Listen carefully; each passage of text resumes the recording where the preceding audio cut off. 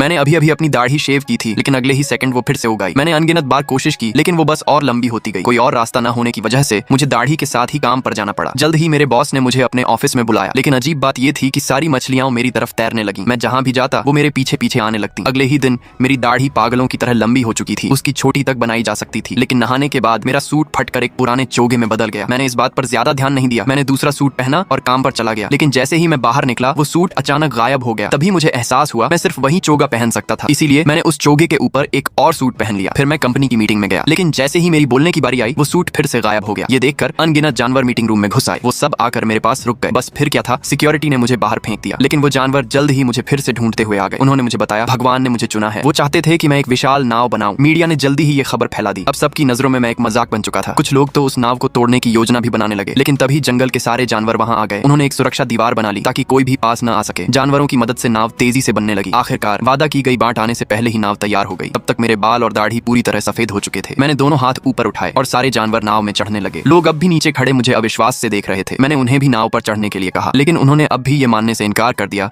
कि बाढ़ आने वाली है। उल्टा वो मुझे पागल कहकर हंसने लगे। तभी अचानक पुलिस और तोड़फोड़ करने वाली टीम वहां पहुंच गई। सबको लगा अब नाव तोड़ दी जाएगी, लेकिन अचानक आसमान काला पड़ गया और अगले ही पल भयानक तूफानी हवाएं चलने लगी।